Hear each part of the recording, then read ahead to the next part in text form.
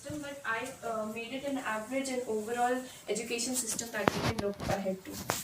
Now, the system in UK is majorly divided into certain stages, like 4 major key stages and 6 form, which is key stage 1, 2, 3 and 4. And then there is 6 form, which is optional.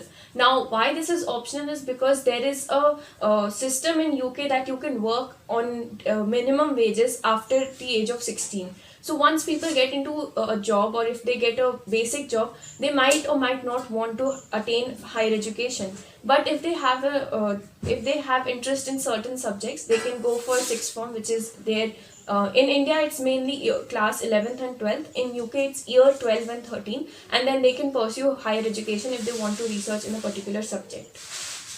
Next thing is the methods and material of how they teach. So we already know the methods and material that the UK education system uses is the first method, which is very common all over the world, which is lectures, seminar, tutorial and independent studies, which forms the core of the education system or the method system of the education.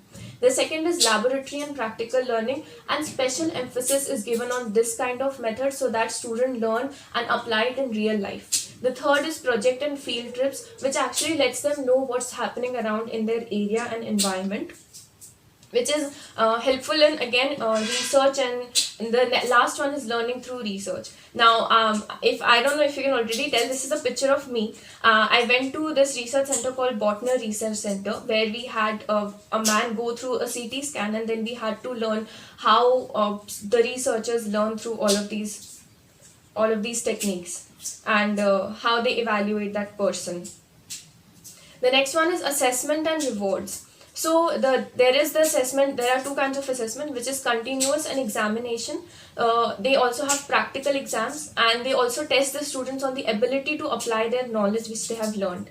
And obviously there are extracurricular activities without which you cannot get your results. So extracurricular activities, or say like work experience, is a must for a student who is in key stage 5 and again key stage 4 and again 6 form. And there are also rewards for students who do better academically, or even in extracurricular activities or sports, like scholarship funding, placement, bursaries, medals and badges. Some of these medals include medals like Manchester medal and Oxford medal and Cambridge medal. And if they do really well, they can even get a scholarship or unconditional offer from very big universities like Oxford or Cambridge if their academic result is very good and they have done extracurricular activities.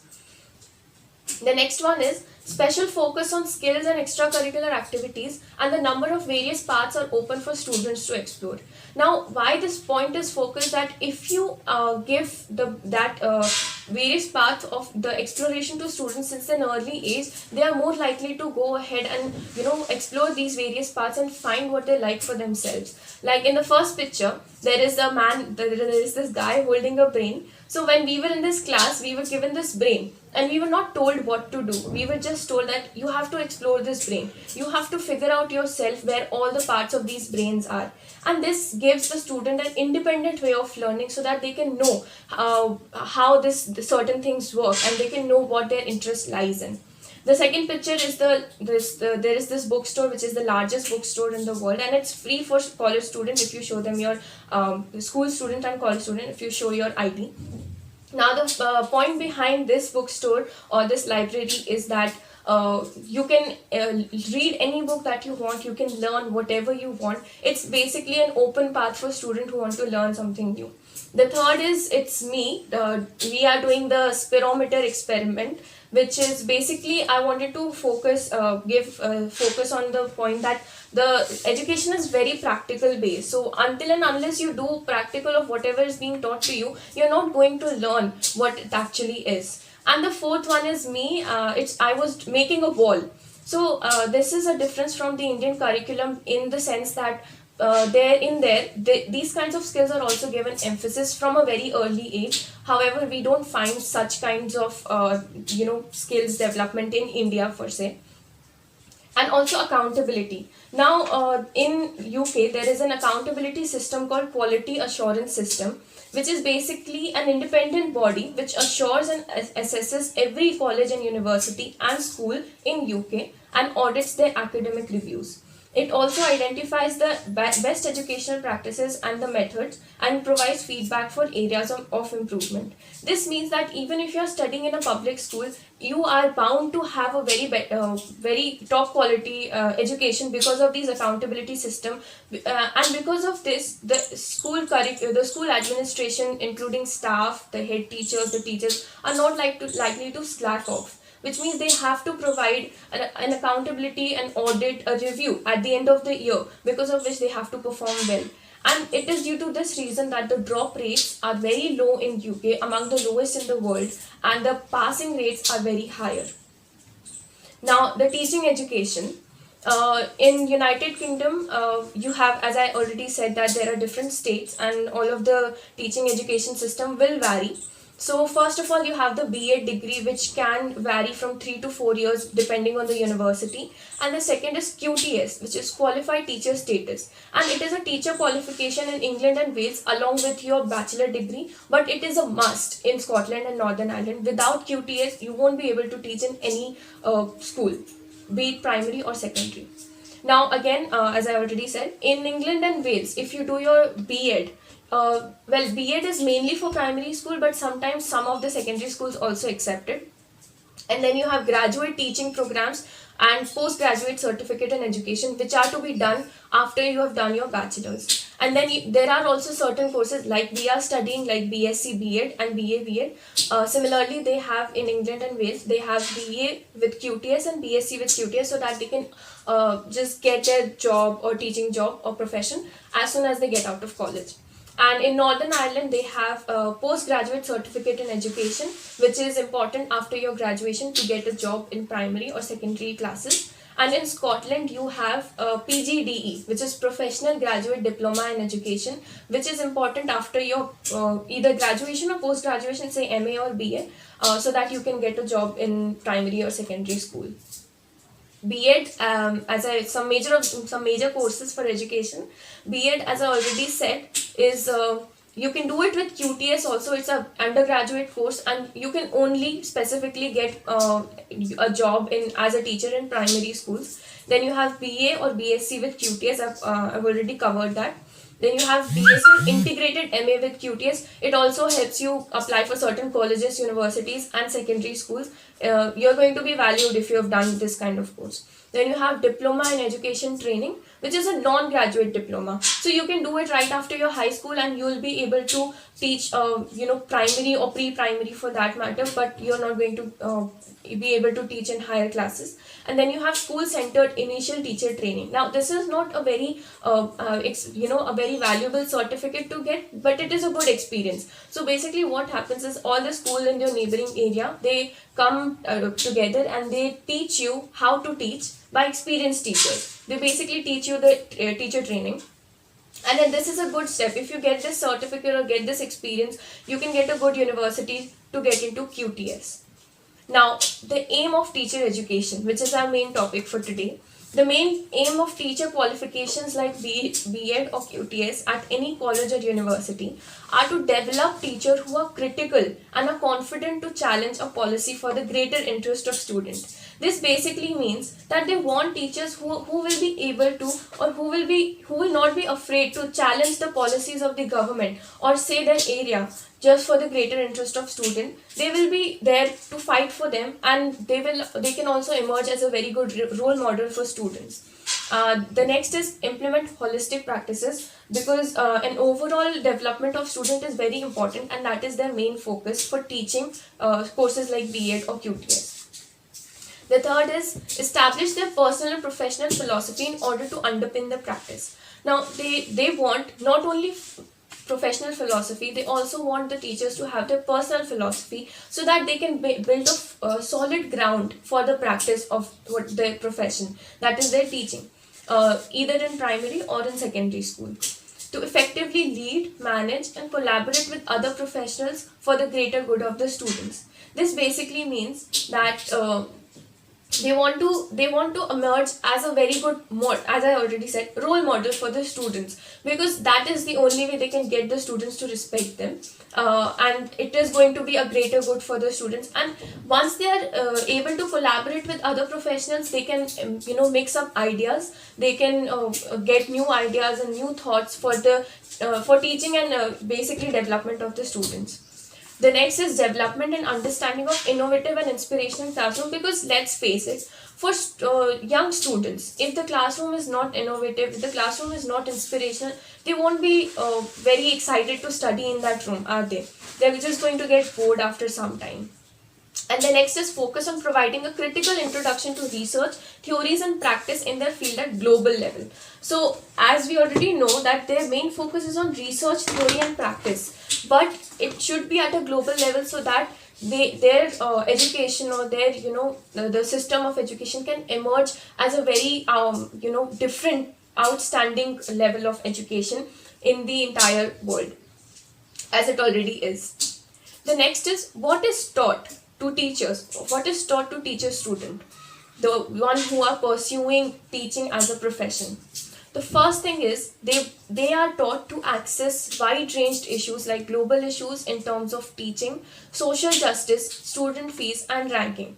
And I've mentioned already that they want teachers who will be able to criticize the government, they will be able to stand up for the greater good of the students. So once they know the global issues of teaching, and not even global, just in their own country, in the UK itself, once they know the issues that students are facing, that teachers are facing, they will be able to fight for themselves and stand for themselves, because teachers are the they are the pillars of education. Because if they are being taught how to be confident, they will teach students how to be confident. Then there is international education system, which is understanding in the field of higher education policies. So this is very important, because they want to stick to a very limited education policy. They wouldn't want to go to a very high level of understanding for students of less age. And I've experienced this myself, because they don't want to burden the students as such. Then there is a principle of educational research design and methodology, and using quantitative and qualitative methods and data, examining key issues and discourses that help them, like class tutor, group discussion, and working in groups, which will overall benefit the development of the children. The focus points of the courses. Now, this is something very important. It is the focus points of what they are going to teach in any course like B.Ed or QTS. They want the teachers to spend different and increasing amount of times in different schools, including special schools, primary schools, secondary schools, or higher educational institution.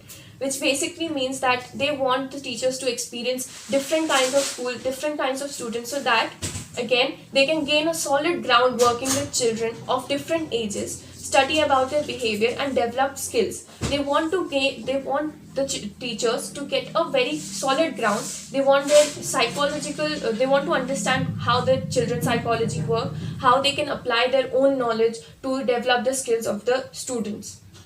They want to cover all national curriculum subjects and their requirements. Meaning, if you're teaching English, your focus should be on reading and writing. If you're teaching maths, your focus should be on understanding and problem solving, and so on.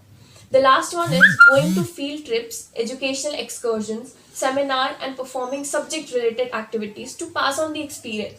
And this is something very important, because students tend to listen to teachers if they tell them real life stories. No matter how many fictional stories you bring on the table of the students, they're not going to be very interested. They're just going to feel like that they could have just YouTubed it or just Googled it. But if you tell them your own experience, students are going to be more interested in what you're going to teach or what your point is. So this is very important for teachers to go on field trips and educational excursions, so that they can gather as much experience as they can to help keep the student engaged. Now, this is the curriculum of PGDE or B.Ed. Basically, they teach philosophy of primary education, the child and primary curriculum, academic methods, history and politics of primary education, which we have also covered in our first year, induction, child psychology and development, which we had covered in our second year. And year 2, which is personalized learning, engaging primary student, technology enhanced primary curriculum, primary education, which I think is very important, because as we are moving towards technology based learning, it's very important for teachers also to know how to teach using technology. Then you have contemporary issues in primary education and early childhood education, which we have also studied in Indian curriculum, and global perspective on primary education, child psychology and development, which we have covered. Then there is qualified teacher status. This is a more valuable, teaching certificate that you can get in UK. It covers in year 1 the development of child as a learner in early year, KS1, KS2, and KS3, which helps helps teacher to understand how a child develops in these years. Then there is subject knowledge, learning at university and school, and professional development via schools. So what I mean by professional development via schools is going to different kinds of school and learning how to develop professionally, and maybe because you are shadowing a teacher, an experienced teacher, maybe you're learning from an experienced teacher, or you're learning from a head teacher or the principal, but you have to go to a school and learn the professional development of the student teacher himself or herself. Then year 2 is development of mathematical understanding, language and literacy, professional development, understanding the wider curriculum through global outlook. And then the year 3 again, research project, which is important for teachers to themselves learn about research so that they can teach their students about research as well and create independent learners. Then there is primary professional enhancement, educational studies, English, science, mathematics, and again professional development via school. You have to go to schools every year. Year 1, year 2, year 3, you have to go to different kinds of schools and learn about your own professional development. Next is teachers in UK. Now we already know that the teaching job is very rewarding and demanding, but it's also very valuable. So there are certain provisions for teachers in UK, which is that their health and well-being is maintained. The salaries are very competitive, so it keeps on increasing from the teachers union as well. So you can get from anywhere from £23,000 to £35,000. Then you have a total of 190 days of teaching. No more than that. Only additional 5 days of other duties can be increased, but you are not allowed to go to school more than 195 days of teaching, of working. Then also teachers are given ample opportunities for promotion and progressing their careers, which means that they are because like we've seen in some schools that only the experienced teacher or teachers who have gotten old in the same school do get promotions, but that is not the case in UK. Teachers who are actually loved by students, whose results of the students are actually very good, it's progressing, they are actually given opportunities for promotion and progressing their careers. Now, and lastly, I would just like to conclude by comparing the Indian curriculum with that of the UK. And it differs in certain areas. Say, the curriculum in India majorly follows a theoretical basis of teaching, whereas in UK it's more activity and practical based. So the teachers in UK themselves allow students to do the activities and do the practical based and not actually follow the books entirely. In UK, teaching is mainly focused on making the child independent as a learner. They mainly focus on research and creative skills. So they want the children to become independent as a learner. They don't want the student to only read the books and rely on the books itself. They want the students to research on different parts of the particular topic that they're teaching. Then there is memorization is given more priority in India, whereas the application of study is the primary goal of teaching curriculum. So I think we can all relate to this, is that in India the curriculum gives more priority, maybe not the curriculum but the way of teaching, the methodology gives more priority to memorization, but the primary goal of teaching in UK is application of studies, is to apply what you have studied, and that is why they focus on making independent learners. However, there are certain negative points as well, is that Indian curriculum focuses on spiritual development as well, whereas you can see that it is missing from UK curriculum. They do not focus on spiritual development, and maybe that is the reason why the students in UK or even USA for say are not they're not very used to changes. If any changes or anything happens, they can get very sad, they can get depressed, they can get so stressed that they can, as Swapnil has already said, that they can come out with guns in the school and start shooting. They are so mentally harassed, you can say, because there is no spiritual development of the students. Now, the last point is an educational approach to Indian curriculum also includes cultural values, but that are not part of the UK educational curriculum. As my friends have already mentioned, that in India we focus on cultural values as well, like treating the teachers as gurus, as gods. There is a provision to touch teachers' feet, but in UK you can't see that at all. There are even cases of children bullying teachers, which is, I think, very sad part of the education curriculum. So that will be all for the comparison of the curriculum of India and UK. If these are the credits, if there is any question, please feel free to ask. Thank you.